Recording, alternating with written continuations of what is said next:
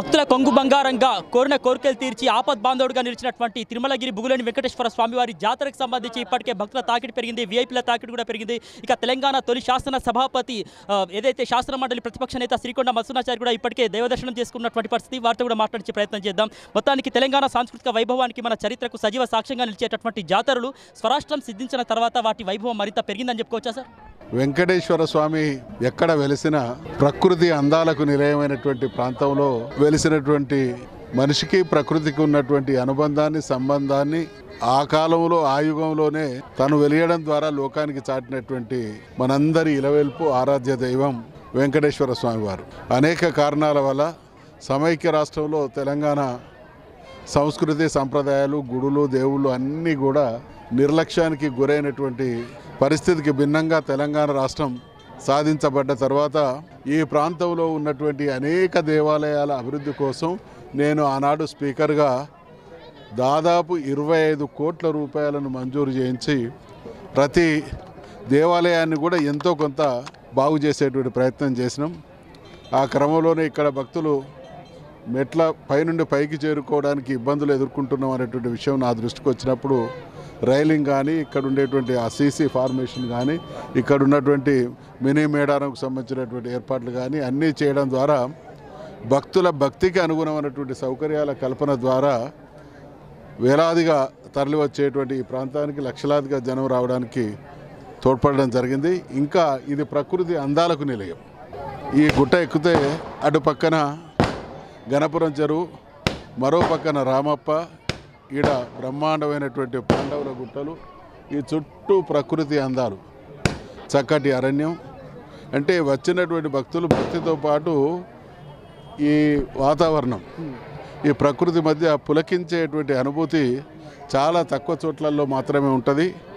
మా తరఫున అవకాశాలు వస్తే గ్యారెంటీగా దీన్ని ఒక అద్భుతమైనటువంటి పర్యాటక కేంద్రంగా, ఆధ్యాత్మిక కేంద్రంగా తీర్చిదిద్దాం. సుదీర్ఘమైనటువంటి మీ ప్రయాణంలో అనేకమైనటువంటి అనుభవాలు, జ్ఞాపకాలు కూడా ముడిపడి ఉంటాయి. సో ఈ ప్రాంతానికి వచ్చినప్పుడు ఎటువంటి జ్ఞాపకాలు ముడిపడి ఉన్నాయి సార్? ఒకసారి గుర్తు చేసుకుంటారా? అంటే చిన్నప్పుడు కాలిబాటన నడిచి వచ్చినటువంటి రోజులు కూడా ఉన్నాయి. చాలా దశాబ్దాల క్రితం నాటి మాట. ఆ రోజు భక్తుల సంఖ్య చాలా తక్కువగా ఉండే, సౌకర్యాలు కూడా తక్కువగా ఉండే. ఈరోజు అంటే రాబోయే రోజులలో ఇది గొప్ప పర్యాటక క్షేత్రంగా పరిడవిల్లడానికి అనుకూలమైనటువంటి వాతావరణాలు ఉన్నాయి. ఈ స్వామివారిని దర్శించుకుంటే నాకు తెలిసినటువంటి కొన్ని కుటుంబాలు వరంగల్ అవతల నుండి 100 సంవత్సరాల నుంచి ప్రతి సంవత్సరం జరిగేటువంటి జాతరకు వచ్చేటువంటి కుటుంబాలు కూడా నాకు తెలిసినటువంటి మిత్రులు కొందరు ఉన్నారు. రవాణా, కమ్యూనికేషన్ వ్యవస్థలు పెరిగినాయి, కానీ 100 సంవత్సరాల క్రితం నడిచి రావడం కూడా గగన కుసుమమైనటువంటి రోజులలో నుండి స్వామివారిని ఆరాధిస్తున్నారు. అంటే ఎవరైతే స్వామివారిని భక్తి పారవశ్యంతో నమ్ముకొని వారి దగ్గర బాధలు చెప్పుకుంటున్నారో, మొరలు చెప్పుకునేటువంటి ప్రతి మనిషి బాధను తీర్చేటువంటి మహాదేవదేవుడు ఆ వెంకటేశ్వర స్వామి గారు. కాబట్టి ఇవాళ మనం చేసినటువంటి సౌకర్యాలు కొద్దిమాటి మాత్రమే. ఫైనల్గా చెప్పండి సార్, ఫైనల్గా మీ విజన్తో ఇక్కడ ఎటువంటి అభివృద్ధి జరగాలంటారు? ముఖ్యంగా చాలా డెఫినెట్గా ఇక్కడ రిసార్ట్స్ రావాలి, ఇక్కడ ఉండడానికి రిసార్ట్స్ లాంటివి రావాలి.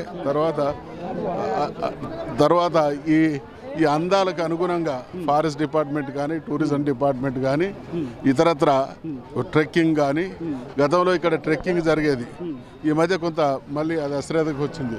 ఒక హరిత హోటల్ ఉండే, అది జీర్ణమైపోయింది. వీటన్నిటిని కూడా పునరుద్ధరించాలి.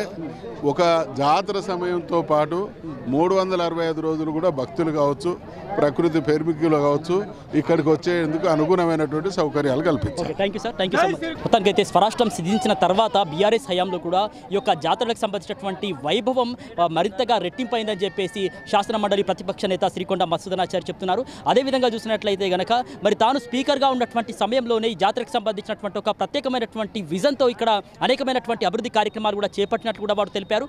అదేవిధంగా ఇప్పుడున్నటువంటి ప్రభుత్వం కూడా భక్తులకు సంబంధించి కావచ్చు, దాదాపు అంటే జాతర సమయంలోనే కాదు, దాదాపు 365 రోజులు కూడా ఇక్కడ పర్యాటకులు కావచ్చు, భక్తులు కావచ్చు, ఇక్కడ వచ్చే విధంగా అనేకమైనటువంటి సౌకర్యాలు కూడా కల్పించాల్సినటువంటి అవసరం ఉందని కూడా వారు చెప్తున్నటువంటి పరిస్థితి. వీడియో జర్నలిస్ట్ కమలాకర్తో రేగొండ నుంచి సమీర్, ఆర్బీ న్యూస్.